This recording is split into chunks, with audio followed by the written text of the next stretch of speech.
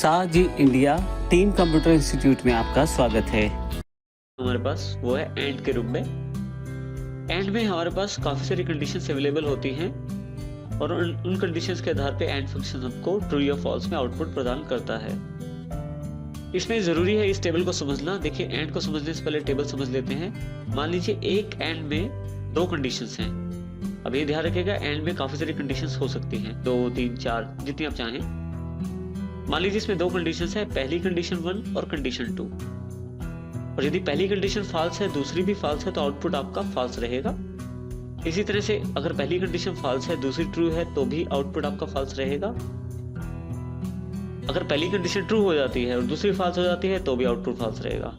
जब तक कि दोनों कंडीशंस आपकी ट्रू नहीं होंगी या जब तक सभी कंडीशंस आपकी ट्रू नहीं होंगी, तब तक आउटपुट आपके पास ट्रू नहीं आएगा। इस प्रकार से एंड कार्य करता है। एंड के आधार पे हम निर्णय ले सकते हैं। जैसे हमारे पास इस एग्जांपल से समझ लेते हैं। एग्जांपल है जिसमें लेम, अजय, विजय, सुरजीत, सुमित कुछ बच्चों के नाम दिए गए हैं, उनका एज दिया गया है और मार्क्स दिए गए हैं।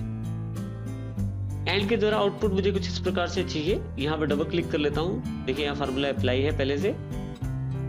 जो पहली कंडीशन है B2 ग्रेटर देन 18, मैं चाहता हूं कि जिस व्यक्ति या जिस एज की जानकारी ली जा रही है उसकी एज 18 साल से ऊपर हो।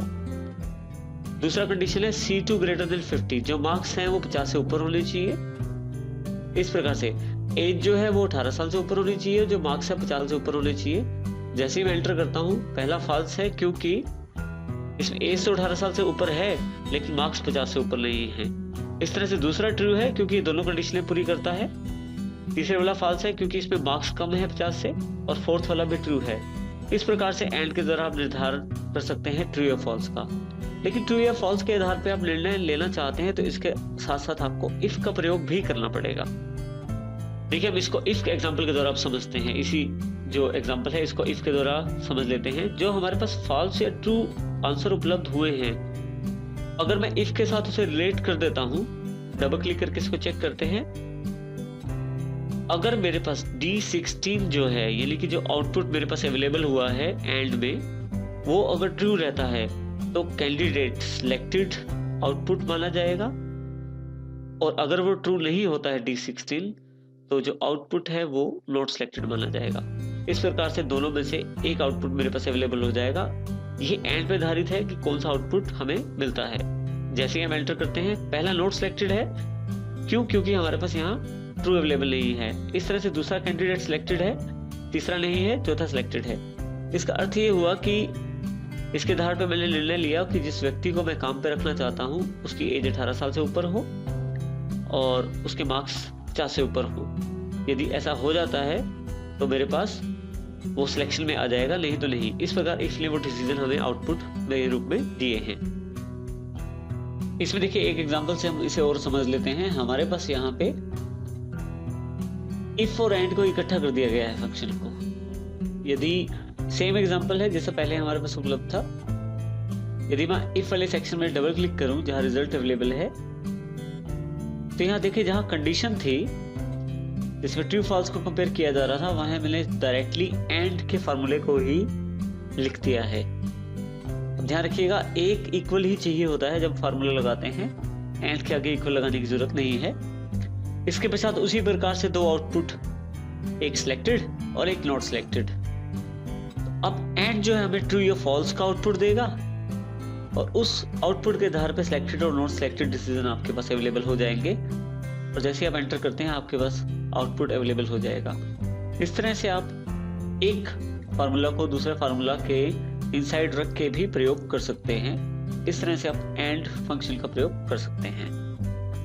हमारे पास जो नेक्स्ट फंक्शन अवेलेबल है वो है और के रूप में। और को समझने के लिए हमें इस टेबल को समझना जरूरी है। और जो कार्य करता है आपका, वो भी कंडीशंस के आधार पे करता है। आप एक से अधिक जितनी मर्जी कंडीशंस दे सकते हैं। इसमें ये जानकारी जरूरी है कि उन कंडीशंस में कोई भी एक कंडीशन ट्रू होना जरूरी है। कोई भी कंडीशन अगर ट्रू नहीं होती है तो आपका आउटपुट फॉल्स रहेगा, जैसा इस टेबल के द्वारा दर्शाया गया है। यदि मान लीजिए कंडीशन 1 जो है अगर वो फॉल्स है और कंडीशन 2 भी फॉल्स है तो आउटपुट आपका फॉल्स रहेगा। लेकिन कंडीशन 1 या 2 में से कोई भी ट्रू होने पर आउटपुट ट्रू रहेगा। देखिए जैसे इसमें भी ऐसा है, कंडीशन 1 ट्रू के साथ, इसमें दोनों कंडीशंस ट्रू है तो इसमें आउटपुट आपका ट्रू है। इसका अर्थ ये हुआ कि और जो फंक्शन है वो आपको आउटपुट ट्रू देता है यदि आपके पास कोई भी कंडीशन ट्रू रहती है। अब देखिए हमारे पास यहाँ एग्जांपल है जिसके द्वारा हम और के फंक्शनैलिटी को समझ सकते हैं।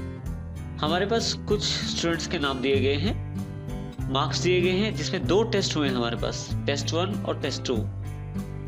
मैं चाहता हूं कि यह ट्रू उस कैंडिडेट के लिए लेके आया जाए जिसने कम से कम एक टेस्ट पास किया हो, या तो 1 या 2। कंडीशन अगर हम कंडीशन के आधार पर देखें, डबल क्लिक करें इसे, तो हमें यहाँ से कुछ स्पेसिफिकेशन मिल जाएगी। सबसे पहली कंडीशन है B2 ग्रेटर देन 35, यानी कि इस सेल में जो वैल्यू आए वो 35 से ऊपर हो। और इसी तरह से अगली कंडीशन है C2 ग्रेटर देन 35, इस सेल में जो वैल्यू हो वो 35 से ऊपर हो, दोनों में 35 से ऊपर हो। जैसे हम एंटर करते हैं तो देखिए, क्योंकि अजय के जो मार्क्स हैं वो S2 में 40 हैं जो कि 35 से ऊपर है, इसलिए ट्रू है। इसी तरह से विनय के जो मार्क्स हैं सेकंड टेस्ट में 35 से ऊपर हैं, जबकि सुरजीत के दोनों टेस्ट में 35 से ऊपर नहीं है, इसलिए फॉल्स कंडीशन आउटपुट है। इसी तरह से लास्ट वाला भी ट्रू है क्योंकि दोनों में ही आउटपुट जो है कंडीशंस के अनुरूप है, कंडीशंस ट्रू में है।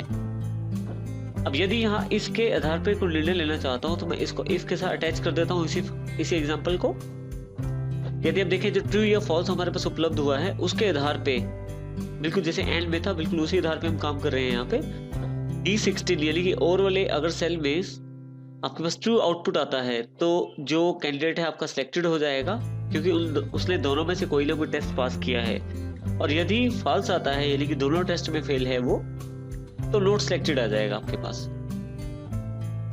जब आप डबल क्लिक करते हैं यहाँ पे तो आपके पास आउटपुट अवेलेबल हो जाता है सभी कैंडिडेट्स के लिए। और जो इसका आखिरी एग्जांपल है उसमें भी हम इसी चीज को देख रहे हैं, लेकिन थोड़ा सा और को इफ के अंदर ही प्रयोग करके। यदि आप डबल क्लिक करें यहाँ पे, देखिए यहाँ पे मैंने इफ में और का जो फार्मूला है उसको रख दिया है जहां लॉजिकल टेस्ट या जहां मुझे कंडीशन चेक करनी है। अब यहाँ पे मुझे कंपेयर करने की जरूरत नहीं है, कुछ ट्रू या फॉल्स आउटपुट में जो भी आएगा उसके आधार पे यदि ट्रू आता है तो सिलेक्टेड, और अगर फॉल्स आता है तो नॉट सिलेक्टेड के आधार पे मेरे पास आउटपुट अवेलेबल हो जाएगा। तो देखिए जैसे मैं डबल क्लिक करता हूँ छोटे से कॉर्नर पॉइंट पे जो प्लस का पतला निशान है, तो मेरे पास सबका आउटपुट अवेलेबल हो जाता है।